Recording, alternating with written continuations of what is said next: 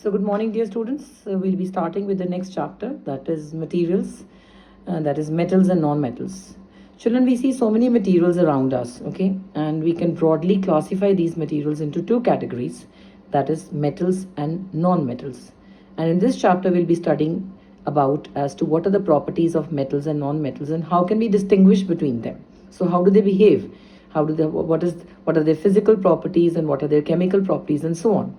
So like we see so many materials, like we can see iron, we can see aluminium, so many things of these made of these you see around you. Then some materials, like we can see in this table, there are certain materials which have been given: iron, coal, sulfur, aluminium and copper.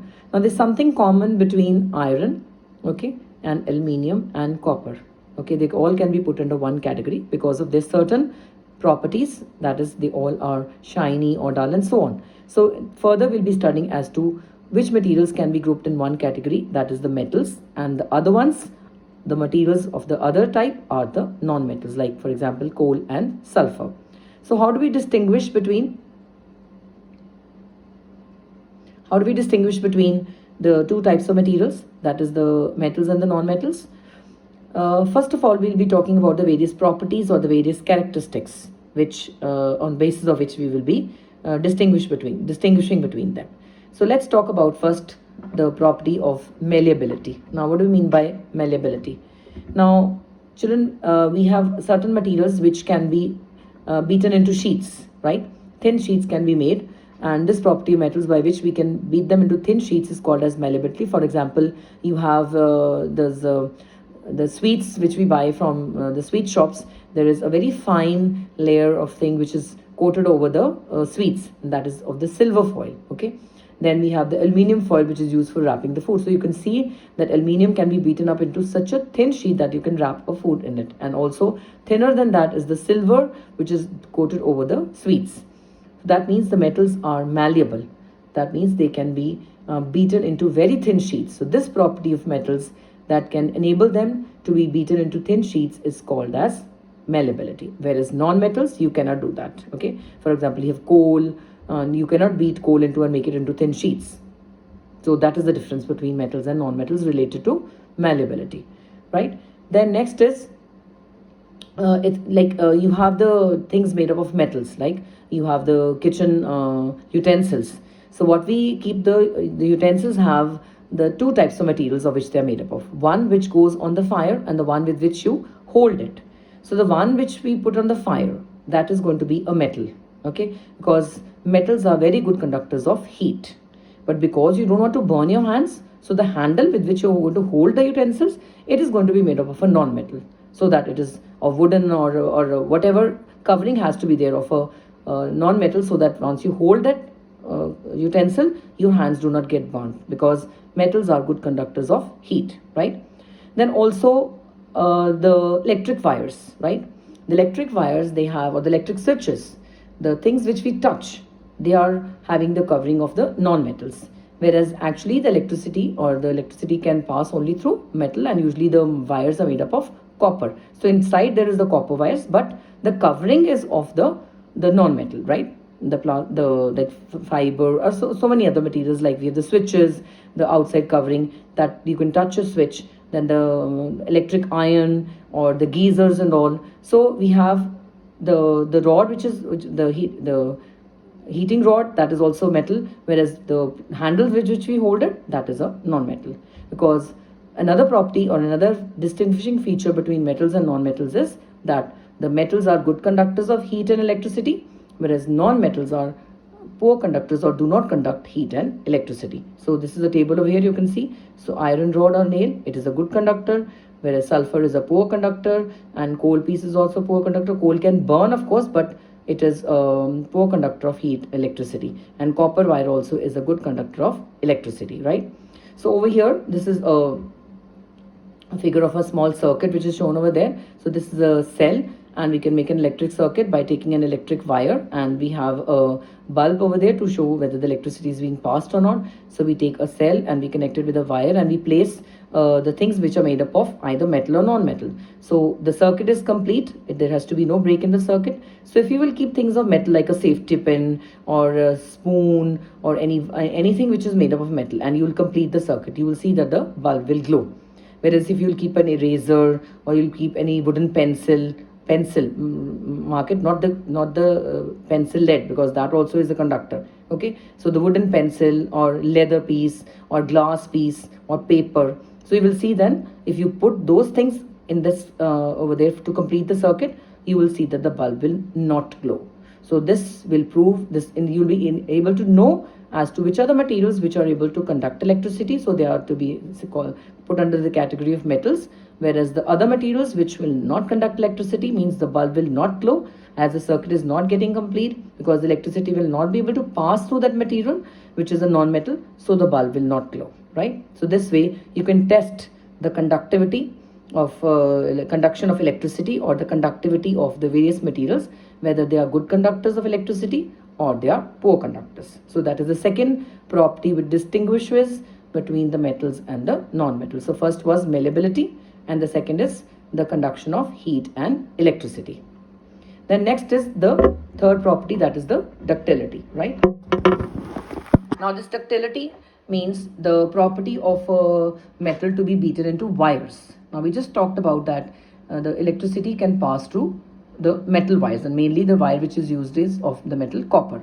So for that, the metals can be beaten into thin wires, right? And but we cannot see any wire made up of wood or leather or glass or any kind of coal and so on, because they cannot be beaten into wires. So this property of a metal by which it can be drawn into wires, we call it as ductility, right?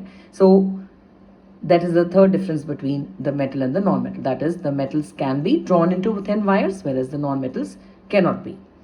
Then the next is the sonority, or children, if you go to temples and all, and before entering the temple you ring the bell, and there's a nice ringing sound. This is because that metal is making a sound, right? When you strike them, when you strike the metal, if you have anything made up of metal and you strike it, right, it will make a ringing sound. So this property is said to be that we call it as metals are sonorous. That is, they produce sound when they're being struck. So whereas the non-metals, if you will hit wood or if you hit glass or if you hit leather, so when you hit them there is no ringing sound. So we say that the non-metals do not have this property, or they are non-sonorous, right? Then next is about the property that is lustrous. Now what do we mean by lustrous? Now lustrous means the ability to shine. So lustrous means the ability to shine. So if you see the surface of the metals like aluminium, like copper and iron and all, so they all are iron, of course, if it should not be rusted. So these materials which are said to be metals, you will see the surface, it shines. So we say that they are lustrous. Whereas wood or leather or paper and so on, these materials, they have no shining. So we say that they are non-lustrous, right? Then next is that we talked about ductility and sonority and whether they are good conductors of heat and electricity. So these are mainly the difference of the metals and the non-metals, right? Now there are further some more differences I'll be taking up later, and I'll be sending you some notes also of that. So the materials which are having all these properties are said to be the metals, whereas other materials are said to be non-metals. I'll just mention about some more properties of the metals and non-metals. So one more is regarding that they are hard. Metals, children, the metals are usually very hard. Very hard, okay? Whereas non-metals, they are not very hard. So that is not hard, the non-metals, okay? They are not very hard. So that is another difference between the metals and non-metals. Metals are hard, whereas non-metals are not hard. Like coal can be, like you can just hammer it and it breaks into pieces, or wood and so on. So that is another property. Then regarding the melting point and boiling point, right? Now the metals have very high. So melting point means the temperature at which a substance melts into the liquid state. So the melting point of metals is high. So you have to heat up iron to about 3000 degrees Celsius to melt it, right? Whereas sulfur is a non-metal, okay, non-metal, and it can be melt at about 100 and I'm not very sure, it's 119 or something degrees Celsius, right? So it has got a very low melting point. So moment you heat sulfur, it turns into a liquid. So then the other difference is between the melting point and the boiling point, right? So the metals, they have the difference between the melting and the boiling point. Also, we have some exceptions. Now, as we mentioned about the hardness, so metals are usually very hard, but you must have heard of a metal, mercury. Okay. Now, mercury, where do you see it? You must have seen it in the, like, maybe once you were sick and your mother used a thermometer to check your temperature. So inside the thermometer, there's a silver streak, okay, which rises when we have a fever and so on. So this metal is mercury. So mercury is not solid, it is not hard, it is a liquid at room temperature, whereas all metals are usually solids, like iron, like aluminium, like copper, whereas mercury is a liquid. So this is an exception, right? And non-metals, they are all in the form of gases or in the form of, and one non-metal like bromine is the only liquid. So non-metal which is a liquid is bromine, whereas the other are gases, like we have oxygen, like we have hydrogen, we have nitrogen. So they're all gases. So non-metals usually are gases or liquids, whereas metals are usually solids, and except mercury, which is a liquid at room temperature. So also the melting point and the boiling point is very high. So, but the other differences between the metals and non-metals are regarding the density. Now, what is density? Now, density is the mass per unit volume. So how much mass or the matter is contained in a particular volume is said to be the density.